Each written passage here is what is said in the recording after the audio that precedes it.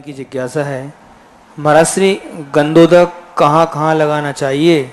कुछ लोग गंधोदक को अपने पूरे शरीर में लगाते हैं, तो क्या महाराज श्री उचित है? कृपया समाधान करें। शास्त्रानुसार प्राचीन परंपरा में उज्ज्वल पद्मनंदी महाराज ने मात गंधोदक लगाने का स्थान ललाट कहा है। ललाट का अर्थ होता है ये भाग, इस भाग में लगाना चाहिए, यानी मस्तिष्क से ऊपर। दूसरी बात के बाद में किसी ने आँखों के ऊपर, आँखों के अंदर नहीं, आँखों के पलक के ऊपर लगाने की बात कही। ये दो स्थान ही अभी तक आगम में मिले हैं। पूरे शरीर में गंधोदक लगाना अनुचित है, गंधोदक का दुरुपयोग है और वो गंधोदक फायदे के स्थान पर नुकसान करेगा। इंजेक्शन हर स्थान पर नहीं लगाया जाता है, इंजेक्शन लगाने का स्थान निश्चित होता है। और जहाँ महाराज पेट में दर्द हो तो अरे भाई पेट में दर्द होता है तो इंजेक्शन तो बाजू में या कूल्हे पे ही लगता है। मस्तिष्क पर लगा लेने से जहाँ तुम्हारी वेदना है उसका असर वहाँ हो जाएगा। इसलिए आगम की परंपरा को तो स्वीकार करना ही चाहिए। अन्य शरीर पवित्र नहीं है, अन्य शरीर निम्न अंग का माने जाते हैं और गंधोदक उत्तमांग पर धारण किया जाता है, शिरोधारी किया जाता है। इसलिए जो शरीर में फूटते हैं, सारे शरीर में लगाते हैं, ये उनको कभी फायदा नहीं करेगा, नुकसान ही नुकसान है। गंधोदक तुमने लाभ के लिए लगाया और उसकी आसाधना तुमने की, विराधना की, तो आपको नुकसान ही होगा। महाराज श्री कुछ जगह पढ़ने में आता है कि मैना सुंदरी ने अपने पति श्रीपाल को जब कुष्ठ हुआ तो पूरे शरीर पर गंधोदक का छेपण किया, उसके बाद उनका शरीर कहीं उल्लेख नहीं मिला। ये आपके हिंदी के जो भजन हैं उनमें है। और वो क्यों आई? क्योंकि वो एक नारी थी। नारी सभी पुरुषों को छू नहीं सकती थी, सभी पुरुषों। तो गंधोदक उसने सबके माथे पर छिड़क दिया।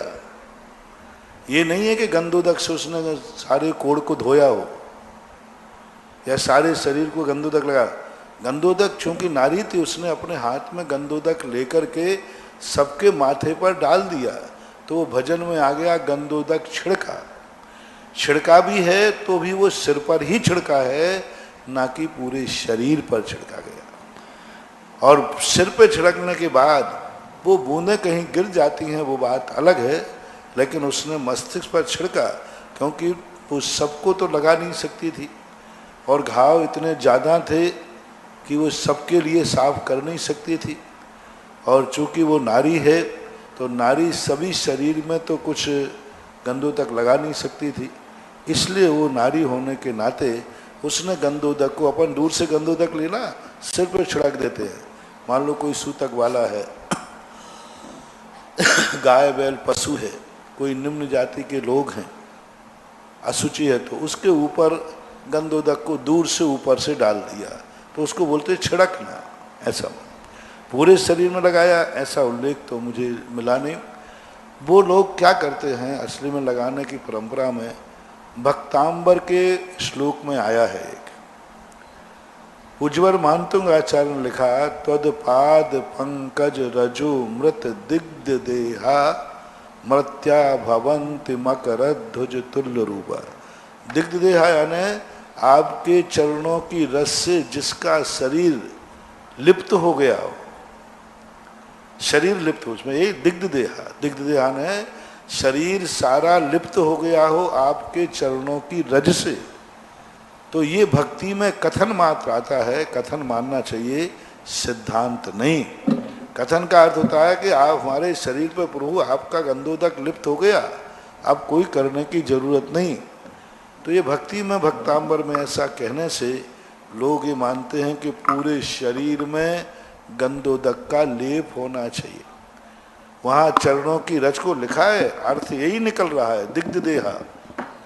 लेकिन जब उसका कोई सिद्धांत बनाया गया कि नहीं, ललाट पर और नेत्रों से नीचे गंधोदक नहीं आना चाहिए, तो ये सारी बातें जो हैं उपमा के रूप में, भक्ति के रूप में, कथन के रूप में ऐसा आ जाता है।